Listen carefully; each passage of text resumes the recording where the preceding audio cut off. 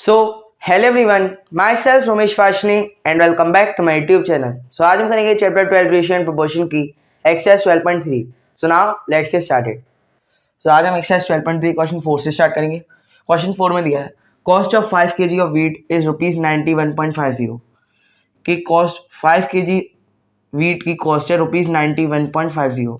ठीक है, इसमें दो पार्ट पूछे गए हैं। पहले पार्ट में दिया है what will be the cost of 8 kg of wheat कि जब 5 kg ऑफ वीट की कॉस्ट है ₹91.50 तो 8 kg ऑफ वीट की क्या कॉस्ट होगी। सेकंड पार्ट में पूछा है what quantity of wheat can be purchase in rupees 183। अब यहाँ पे पूछा है कि है ना कि कॉस्ट क्या होगी और यहाँ पे पूछा है कि वीट की क्वांटिटी क्या होगी, तो यहाँ पे उल्टा करके पूछ लिया है। तो पहले पार्ट में तो हम क्या करेंगे, क्वेश्चन में क्या दिया हमें 5 kg वीट की क्या कॉस्ट है, दी हुई है 91.50। ठीक है, तो हम पहले क्या कर लेंगे, पहले पार्ट के लिए 1 kg की कॉस्ट निकाल लेंगे। 1 kg की कॉस्ट आ जाएगी तो उससे हम 8 kg की कॉस्ट निकाल लेंगे मल्टीप्लाई करके। सिंपल सा यूनिटरी मेथड मैं बता चुका हूँ, एक्सरसाइज 12.3 में पूरा का पूरा यूनिटरी मेथड का इस्तेमाल होगा, बस और कुछ नहीं है इसमें। ये समझ जाओगे पूरी एक्सरसाइज खत्म। ठीक है, what will be the cost of 8 kg of wheat. तो कॉस्ट ऑफ जो ये मैं दे रखा है क्वेश्चन में ₹91.50, cost of 1 kg of wheat, cost of 1 kg of wheat कितना हो जाएगा 91.50 अपॉन में 5, या 2 जीरो आ जाएंगे नीचे क्योंकि पॉइंट के बाद 2 डिजिट है तो अपॉन में 2 जीरो आ जाएंगे, 0 से 0 कैंसिल। और 5 10 या 50, 5 1 5, 915 को डिवाइड करके देख लेते हैं। 5 1 5, 4 41, 183 आ गया है ना। 5 1 5, 4 नीचे आ गया, 1 कैरी आ गया। 5 8 41 आ गया, 15 आ गया। 5 3 15, 0 आ जाएगा पॉइंट में। ठीक है, तो जब हमने 915 को 5 से डिवाइड करा तो आ गया 183। तो यानी कि 1 kg ऑफ वीट की क्या कॉस्ट हो जाएगी, 1 kg ऑफ वीट की क्या कॉस्ट हो जाएगी 183 kg, सॉरी ₹183 kg बोल दिया मैंने, कॉस्ट निकाली थी ना, तो हो जाएगी 183 अपॉन में 10 आएगा। ध्यान रखो अपॉन में 10 भी तो है, अपॉन में 10 भी तो है, तो कितना हो जाएगा 18.3 रुपीस ये होगी, है ना। क्योंकि 91.50 से तो 183 ज़्यादा है, 183 थोड़ी ना हो सकती 1 kg की, 5 kg तो और ज़्यादा होगी, 183 होगी। अपॉन में 10 है तो 18.3 आ जाएगा। अपॉन में 10 है तो एक डेट के बाद पॉइंट लग जाएगा क्योंकि नीचे एक जीरो है, मैं बता चुका हूँ डेसिमल चैप्टर में। तो ₹18.3 आ गया 1 kg ऑफ वीट की कॉस्ट। तो कॉस्ट ऑफ इससे हम निकाल लेंगे cost of 8 kg of wheat, है ना। जब ज़्यादा की दी और 1 की निकालनी तो डिवाइड करोगे। ज़्यादा की दी थी 5 kg, हमने 1 की निकाली 1 kg की, तो कितनी आ गई ₹18.3। अब 1 की दी और ज़्यादा की निकालने 8 kg ऑफ वीट की, तो मल्टीप्लाई कर देंगे। 8 kg of wheat equal to 8 into 18.3 upon में 10 आ जाएगा। अब मल्टीप्लाई कर लो 183 को 18 से, सॉरी 8 से, 8 kg है ना, 8 3 जा 24, 8 से 24, 4 यहाँ पे 2 कैरी, 8 8 जा 64, 64 और 2 66, 8 1 जा 8, 8 और 6 14, 1464 अपॉन में 10, 146.4 रुपीज़ आ गई 8 kg की कॉस्ट। ठीक है, ₹146.4 आ गई। ये मैं देख लेता हूँ फ्रेम में तो है, हाँ पूरा आ रहा है आपका। ₹1 मैं यहाँ भी लिख देता हूँ इसे, ₹146.4 ये आ गई आपकी cost of 8 kg of wheat की। ठीक है, क्या करा क्वेश्चन में क्या दिया था 5 kg ऑफ वीट की कॉस्ट है ₹91.50। आपको निकालनी थी पहले पार्ट में 8 kg ऑफ वीट की कॉस्ट, तो पहले हमने 1 kg ऑफ वीट की कॉस्ट निकाली जो कि आ गई ₹18.3। उससे हमने निकाल ली 1 की दी और ज़्यादा की निकालनी, तो है ना, तो हमने मल्टीप्लाई कर दिया 8 से क्योंकि हमें 8 kg ऑफ वीट की कॉस्ट निकाली थी। आ गया हमारा 140 है ना, 146.4 मल्टीप्लाई करके, तो ये हो गई हमारी cost of 8 kg of wheat. ठीक है, बी पार्ट में दिया है what quantity of wheat can be purchase इन ₹183। अब इस बात को ध्यान से देखो, अब यहाँ पे हमने पहले क्या दिया था, केजी हमने क्वांटिटी के लिए निकाली थी कॉस्ट, है ना, क्योंकि यहाँ पे क्वांटिटी की बात करी गई थी क्वेश्चन में कि हमें 8 केजी हमारी वीट, उसकी हमें कॉस्ट निकालनी है। अब यहाँ पे कॉस्ट दी है और उसमें निकालना है इस कॉस्ट में कितनी वीट खरीद ली जाएगी, उल्टा करना है इसमें, ठीक है। तो इसमें कंफ्यूज मत हो जाना। अब देखो, जब ₹91.50 में 5 केजी वीट आता है तो ₹1 में कितना वीट आएगा वो निकाल दो। ₹1 में जितना वीट आता है तो उससे हम निकाल लेंगे ₹183 में कितना वीट आता है ना, उससे निकाल लेंगे ना, क्योंकि जब ₹1 की दी है, एक की दी है, ज़्यादा की निकाली तो मल्टीप्लाई करना है। पहले यहाँ पे हमने केजी के लिए निकाली थी कॉस्ट, अब यहाँ पे हमने रुपीज़ के लिए क्वांटिटी निकालनी है, बस उल्टा कर दिया, कुछ नहीं है। तो पहले तो लिख लेते हैं quantity of wheat can be purchased in ₹91.50। कितनी है, 5 केजी। 91.50 में 5 केजी व्हीट परचेज हो जाएगी। तो quantity of wheat can be purchased in ₹1। हम ₹1 में निकालेंगे कितनी हो जाएगी। देखो, जब इतनी कॉस्ट में 5 केजी व्हीट आ जाएगा, है ना, तो ₹1 के लिए कितना होगा, 5/91.50 ये होगा हमारा, 5/91.50 ये होगी, ठीक है। अभी 91.50 क्यों नहीं होगी वो मैंने लेक्चर में समझा दिया था यूनिटरी मेथड में, तो वहाँ जाके आप देख लो लेक्चर 2 में। अगर आप नहीं देखे इस चैप्टर की बाकी वीडियोस तो प्लेलिस्ट की लिंक नीचे डिस्क्रिप्शन में दी हुई है, मैं क्लासिक्स चैप्टर 12 के नाम से, तो वहाँ पे जाके आप देख सकते हैं इस चैप्टर की वीडियोस। 5/91.50। अब ऊपर 2 0 ले आओ, एक 0 से एक 0 कैंसिल, 5 10 50 और ये 183 आ गया। यहाँ पे आ गई आपकी 183 kg, है ना, 10/183 kg। अब मैंने इसे फ्रैक्शन में ही रहने दिया, ठीक है। अब पूछा था क्वांटिटी ऑफ व्हीट, जब आपको देखो यहाँ पे भी 183 है, यहाँ पे भी 183 है, तो आपस में कट जाएंगे, तो इसे कैंसिल, तो यहाँ पे डिवाइड करने की कोई ज़रूरत नहीं है ना, फ्रैक्शन में ही छोड़ दो, क्योंकि आपको ये थोड़ी ना फ्रैक्शन में आंसर, ये आंसर थोड़ी ना आपका आंसर तो आगे निकलेगा, तो इसे आप फ्रैक्शन में छोड़ सकते हो। लेकिन अगर आपका यही आंसर है तो आप इसे फ्रैक्शन में नहीं छोड़ो, है ना, डेसिमल में लिख के आओ। Quantity of wheat that can be, है ना, रुपीज़, थोड़ी अजीब राइटिंग है लेकिन समझ में आ जाएगा। Quantity of wheat that can be purchased in ₹183, 10/183 into 183, 183 से कैंसिल, तो आ गया आपका 10 kg। हाँ ठीक है, मैं फ्रेम चेक कर रहा था कि आ रही वीडियो पूरी। तो देखो, पहले क्या दिया था, क्वेश्चन में दिया था that can be purchase in ₹183। Question में दिया है कि 91.50 में 5 केजी वीट परचेज हो जाएगी, और हमें निकालनी है ₹183 में कितनी केजी वीट परचेज हो जाएगी, ठीक है। तो हमने पहले क्या करा कि ₹1 में कितनी वीट परचेज हो जाएगी हमने वो निकाल लिया। यही तो होता है यूनिटरी मेथड। अगर आपको कोई गिवन यूनिट्स की वैल्यू दी हुई है तो पहले आप उससे 1 यूनिट की वैल्यू निकालो, फिर 1 यूनिट की वैल्यू से ज़्यादा यूनिट की वैल्यू निकाल लो, ठीक है। यहाँ पे इतनी इस रुपीज़ की वैल्यू दी हुई थी 5 केजी, इतने में इतना केजी आ जाएगा, तो इतने में कितना केजी आएगा, तो पहले हमें एक रुपये में कितना केजी आएगा वो निकाल लिया, फिर ₹1 से हमने 183 में कितना केजी आ जाएगा वो निकाल लिया, ठीक है।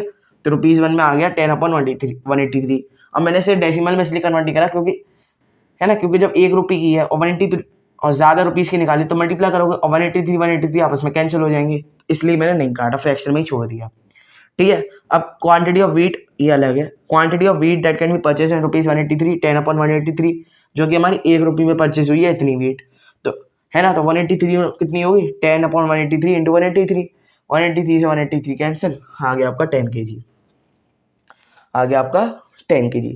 तो ₹183 में 10 kg व्हीट परचेज हो जाएगा, ठीक है। तो ये था आंसर आपका क्वेश्चन 4 का। So now let's start the next question. So question 5 में दिया था temperature drop 15 degree Celsius in the last 30 days, कि टेम्परेचर ड्रॉप हुआ है 15 डिग्री सेल्सियस इन दी, है ना, पिछले 30 दिनों में 15 डिग्री सेल्सियस टेम्परेचर ड्रॉप हो चुका है। If the rate of temperature drop remains the same, है ना, रेट वाला क्वेश्चन पहले भी कर चुके हैं। रेट मतलब कि इसी रेट से टेम्परेचर गिरता रहेगा, इसी रेट से टेम्परेचर गिरता रहेगा, तो हाँ मैंने डिग्री, है ना, हाँ मेरे डिग्री से temperature drop in the next 10 days, के आखिरी पिछले 3 दिनों में 15 डिग्री सेल्सियस टेम्परेचर गिर चुका है। अगर इसी रेट से मतलब इसी स्पीड से मतलब जैसे एक दिन में कितना हुआ है, एक दिन में कितना टेम्परेचर ड्रॉप हो चुका है, उसी स्पीड से अगर टेम्परेचर गिरता रहा तो कितना डिग्री टेम्परेचर ड्रॉप हो जाएगा अगले 10 दिनों में। स्पीड सेम रहेगी, रेट मतलब स्पीड, और यहाँ पे स्पीड किस चीज़ की है, टेम्परेचर गिरने की। तो टेम्परेचर गिरने की स्पीड है ना, बारिश वाला क्वेश्चन करा था हमने, है ना, कि हाइट वाला है ना, बारिश की हाइट वाला क्वेश्चन था एक, तो उसी स्पीड से बारिश होती रही थी। रेट ऑफ है ना रेन सेम थी, यहाँ पर rate of temperature drop same है। ठीक है, इसका मतलब सेम स्पीड से टेम्परेचर ड्रॉप होता रहेगा। मान लो कि अगर आखिरी 30 दिनों में 15 डिग्री सेल्सियस टेम्परेचर ड्रॉप हुआ है ना, तो एक दिन में कितना ड्रॉप होगा वो हम निकाल लेंगे। तो एक दिन मतलब अगले मतलब जो 30 दिन है, एक एक दिन में उतना ही टेम्परेचर ड्रॉप होता जा रहा है, तो मतलब एक दिन में उतना ही टेम्परेचर ड्रॉप होगा, है ना, उससे ज़्यादा नहीं होगा ना उससे कम होगा, है ना, यानी कि रेट सेम रहेगा टेम्परेचर ड्रॉप का, है ना। यहाँ पे डेज की बात करी जा रही है इसलिए हम एक दिन लेंगे, एक दिन में सेम टेम्परेचर गिरेगा, तो उसके हिसाब से हमें अगले 10 डेज का निकालना है टेम्परेचर कितना ड्रॉप हो जाएगा। ठीक है, तो temperature dropped in 30 days 15 degree Celsius, है ना, तो टेम्परेचर निकाल लेंगे ड्रॉप्ड इन 1 डे, क्योंकि डे की बात करी जा रही है और डे का ही हमें निकालना है कि अगले 10 दिनों में। क्वेश्चन को समझो कि पिछले 30 दिनों में 15 डिग्री सेल्सियस टेम्परेचर ड्रॉप हो चुका है। अगर टेम्परेचर ड्रॉप होने की स्पीड रेट सेम है, यानी कि एक दिन में हर एक दिन में सेम टेम्परेचर ड्रॉप होता जा रहा है, तो अगले 10 दिनों में कितना टेम्परेचर ड्रॉप हो जाएगा ये निकालना है। तो पहले तो हम ये निकालेंगे, है ना, कि हर एक दिन में कितना टेम्परेचर ड्रॉप हो रहा है। तो जब 30 दिन का टेम्परेचर ड्रॉप हो रहा है, टेम्परेचर जब 30 दिन में इतना टेम्परेचर ड्रॉप हो गया, तो 1 डे में कितना होगा, ज़्यादा के लिए एक की निकालेंगे तो 15/30, यानी कि 1/2 डिग्री सेल्सियस, यानी कि 0.5 डिग्री सेल्सियस। 1/2 0.5 के बराबर ही होता है। ठीक है, 0.5 डिग्री सेल्सियस ये आ गया टेम्परेचर ड्रॉप इन 1 डे, कि हर एक दिन में 0.5 डिग्री सेल्सियस टेम्परेचर ड्रॉप होता जा रहा है ना, हर एक दिन में सेम ही हो रहा है, इसलिए हमारी rate of temperature drop same है। क्वेश्चन में दिया हुआ है कि रेट ऑफ टेम्परेचर मतलब हर एक दिन में इतना ही टेम्परेचर ड्रॉप होता जा रहा है, तो अगले नेक्स्ट 10 डेज में कितना टेम्परेचर ड्रॉप हो जाएगा। तो जब 1 डे का दिया हुआ है 0.5 डिग्री सेल्सियस, तो 10 डे का निकाल लेंगे। तो टेम्परेचर ड्रॉप्ड इन 10 डेज, है ना, 10 दिन में कितना टेम्परेचर ड्रॉप होगा। ठीक है, तो 0.5 इंटू 10, क्योंकि जब एक दिन में 0.5 है तो 10 दिन में कितना होगा, मल्टीप्लाई करना, एक के लिए ज़्यादा की निकालनी है तो मल्टीप्लाई, कितना आ जाएगा 5 डिग्री सेल्सियस। अगले 10 दिनों में 5 डिग्री सेल्सियस टेम्परेचर ड्रॉप हो जाएगा। क्वेश्चन खत्म, सिंपल सा क्वेश्चन था, बस समझना है कि पिछले 30 दिनों में जब 15 डिग्री सेल्सियस ड्रॉप हो चुका है और rate of temperature drop remains the same, यानी कि यहाँ पर 30 दिन की बात करी जा रही है, तो इसका मतलब हमें एक दिन की लेना पड़ेगी, दिन की बात कर रहे हैं, तो मतलब हर एक दिन में है ना सेम डिग्री सेल्सियस का टेम्परेचर ड्रॉप हो रहा है, हर एक दिन में 0.5 ड्रॉप होता जा रहा है। 0.5 से ना ही कम ड्रॉप होगा, 0.5 ना से 0.5 से ना ज़्यादा ड्रॉप होगा, सेम इतना ही ड्रॉप होगा हर एक दिन में, है ना। तो अगर इतना ही ड्रॉप होगा हर एक दिन में, तो अगले 10 दिनों में कितना टेम्परेचर ड्रॉप हो जाएगा। तो कितना ड्रॉप हो रहा है हर एक दिन में, पहले हमने वो निकाल लिया, उससे निकाल लिया अगले 10 दिनों में कितना ड्रॉप होगा। ठीक है, तो ये था आंसर आपका क्वेश्चन 5 का। So now let's start the next question. So question 6 में दिया है Shaina pays ₹15,000 as rent for 3 months. कि शाइना पे कर रही है 15,000 रुपये एज रेंट 3 महीने के लिए। 3 महीने के लिए शाइना रेंट पे कर रही है 15,000 रुपये। तो how much does she has to pay for whole year, है ना, if the rent per month be same वही है ना। जहाँ पे हमने बारिश हुई थी तो इसका मतलब पता चला था कि एक दिन में इतनी ही बारिश हो रही है, इतनी स्पीड से सेम स्पीड की बारिश लेते हुए हमें चलना है, बारिश की हमें सेम स्पीड मानते हुए हमें निकाला है आंसर। पिछले क्वेश्चन में क्या था, रेट दिया था, ठीक है, टेम्परेचर ड्रॉप का रेट दिया था, तो सेम रेट से टेम्परेचर ड्रॉप हो रहा है हर एक दिन में, तो वो लेके हमें आंसर निकालना था। यहाँ पे भी कि रेंट हर महीने पर मंथ का सेम रहेगा, रेंट एक महीने का सेम रहेगा, तो उस हिसाब से हमें एक ईयर में उसे कितने पैसे देने पड़ेंगे रेंट के, है ना, एज रेंट कितने पैसे देने पड़ेंगे वो निकालना है हमें। अगर rent per month remain same, कि हर महीने का रेंट सेम होगा, मतलब हर एक महीने का रेंट सेम होगा, जो कि हम यहाँ से निकाल लेंगे। ठीक है, तो रेंट 3 मंथ्स कितना हो गया, ₹15,000। तो rent for 1 month rupees 15,000 upon में 3 रुपीज़ 5,000 आ गया।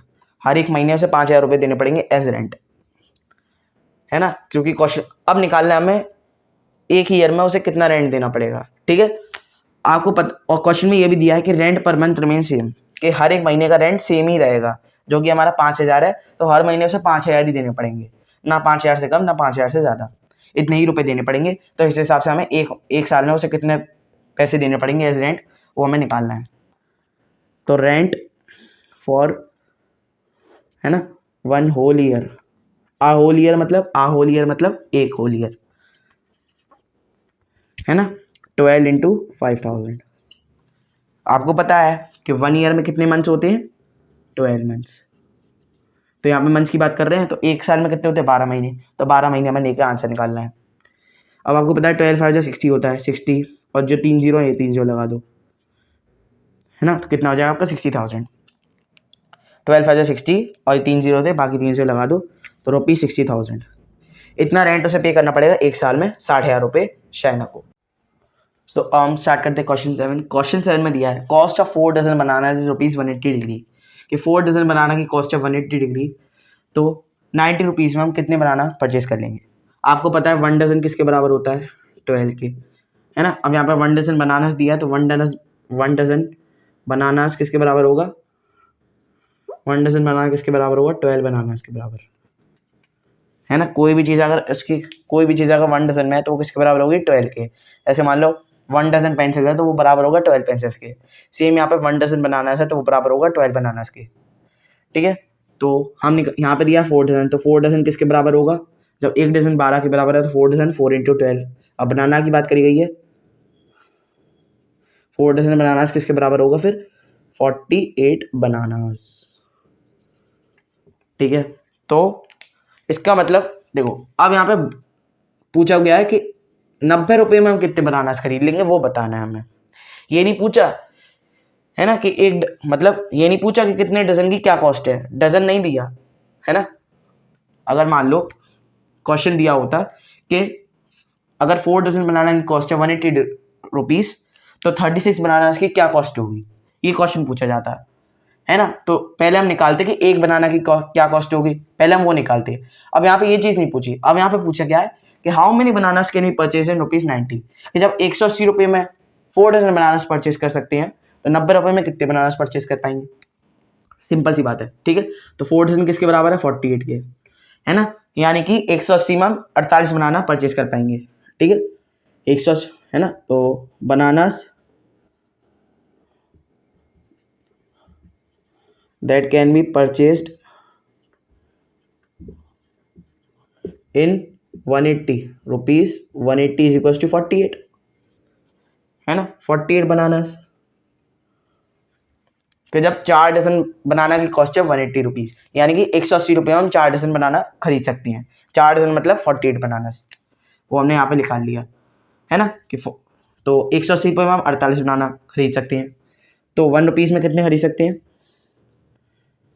बनानास, वही सेम है ना, वही सेम आपकी लाइन है। इन ₹1 लिख देता हूँ मैं, पूरा नहीं लिख रहा, आप लिख लेना।